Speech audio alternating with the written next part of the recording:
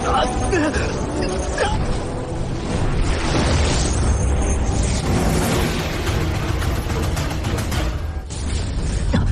是哪里？我怎么变成了这个样子？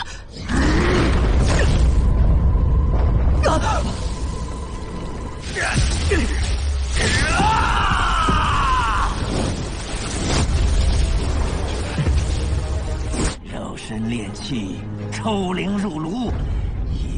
Assalamualaikum warahmatullahi wabarakatuh. Halo semuanya, jumpa lagi kita di channel Alam Penciptaan Movie. Pada hari ini kita akan melanjutkan cerita dari dongeng series yang berjudul Apoteosis. Di sini kita akan melanjutkan cerita yang kemarin di episode 2 ini. Sebelum masuk ke alur ceritanya, mohon dengarkan dengan baik dan cermati alur ceritanya dulu. Apabila ada yang salah dari alur ceritanya, mohon maaf semuanya ya. Oke, tanpa banyak bicara lagi, kita langsung saja masuk ke alur ceritanya.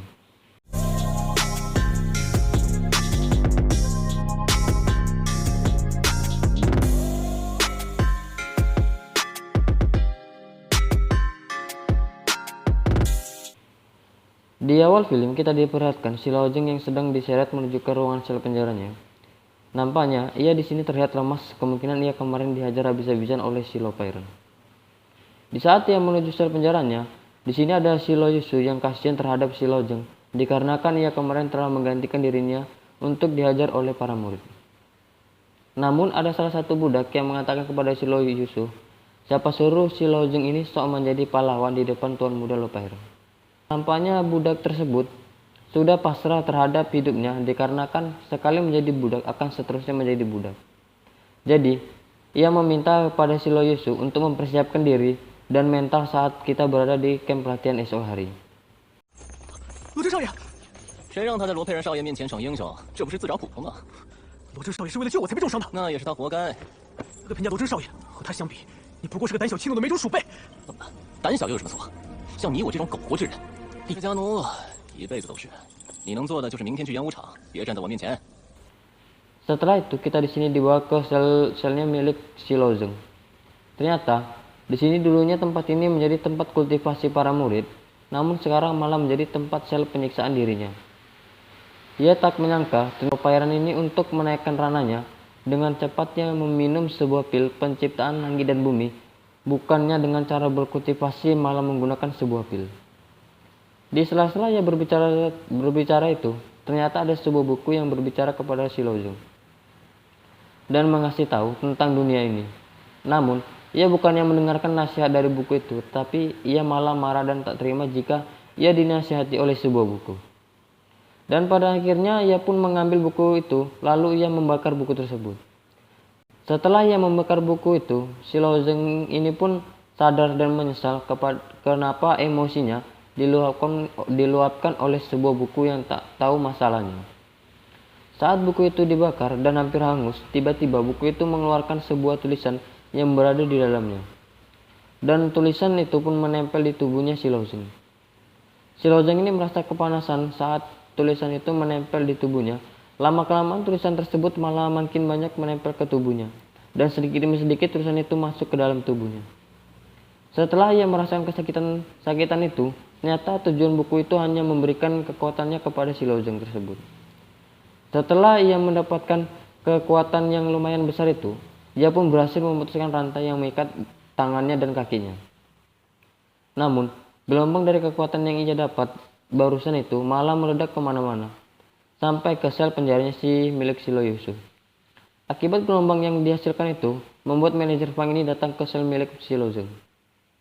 Ia penasaran apa yang dilakukan oleh si Laojeng ini setelah manajer Fang itu sampai di sel penjara milik si Laojeng. Ia malah terkena putusan rantai milik si Laojeng tadi.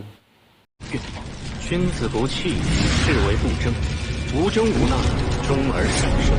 君子患难，何抱怨？够了！这本天道论仙道理讲得懂，如今这世道利欲横流，没有用了。 Setelah si Laojeng mendapatkan kekuatan itu, ia malah jatuh pingsan. Saat ia pingsan, kita pun di sini dibawa ke lautan kesadaran milik si Laojeng.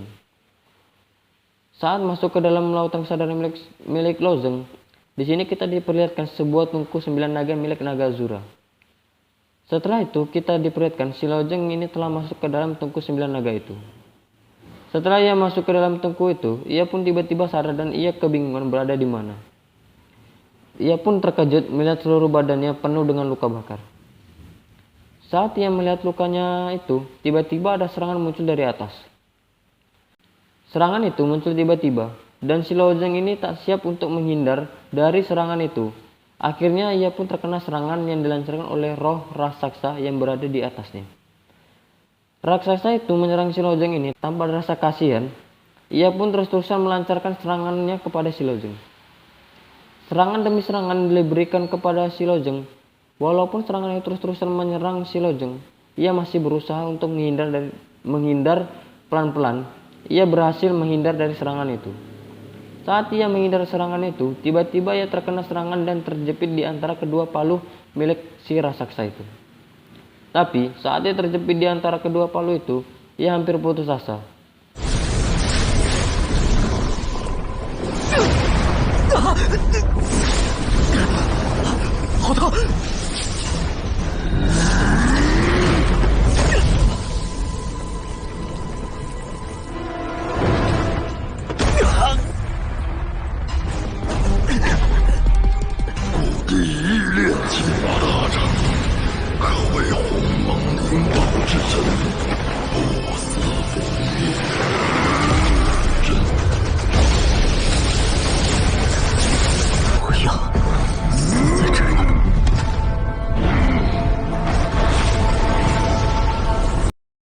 Di saat keputusasaan itu, ia bertemu dengan ayahnya di dalam alam void atau di alam dunia bawah.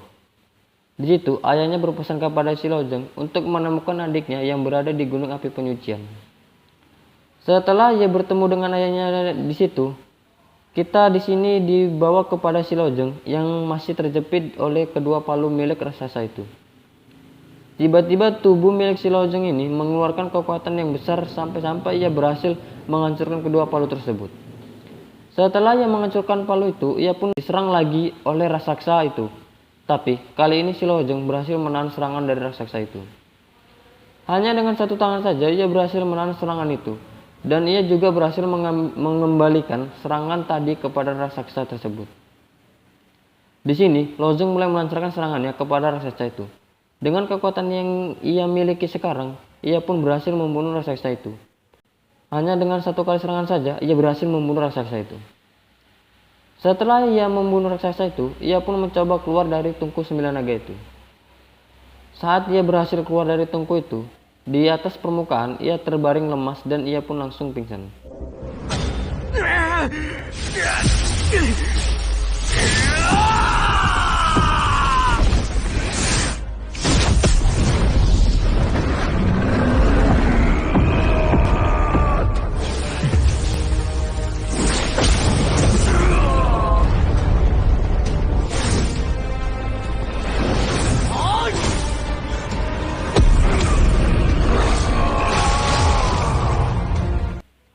Setelah itu, di sini kita dibawa ke aula utama milik Clan Luo. Di sini ternyata ada manajer Fang yang sedang melaporkan kejadian yang berada di penjara milik Lojeng kepada gurunya. Ternyata manajer Fang ini berkata bahwasannya si Lojeng ini telah mempelajari metode rahasia. Kemungkinan metode rahasia itu yang berasal dari sebuah buku yang ia miliki tadi. Setelah dari aula utama, di sini kita dibawa kepada sarang milik Silang. Ternyata silang itu adalah sebuah tungku. Kemungkinan di dalam tungku tersebut ada sesosok roh atau jiwa seseorang yang sedang dikurung di dalam tungku itu. Ternyata tungku tersebut sedang meminta jiwa atau roh seseorang. Di sini kita diperlihatkan tungku tersebut sedang menyerap jiwa milik para budak yang berada di daerah tungku itu. Setelah ia menyerap seluruh jiwa milik budak itu, ternyata ia masih kurang dikarenakan jiwa milik para budak ini sangatlah lemah. Ia membutuhkan tubuh jiwa yang sempurna untuk ia serap supaya ia bisa bangkit lagi ke dunia ini.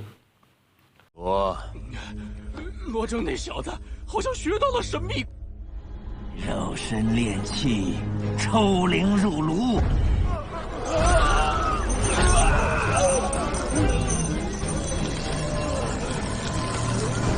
太弱了，太弱了！肉身，到底在哪儿？ Tapi sayangnya episode kali ini telah selesai sampai sini dulu ya guys. Kemungkinan kita akan melanjutkannya di pertemuan berikutnya. Jika kalian ingin tahu kelanjutan alur ceritanya, kalian bisa ikuti channel ini yaitu dengan cara klik subscribe, like, comment, and share ya guys. Sampai jumpa lagi kita di pertemuan selanjutnya di channel Alam Penciptaan Movie.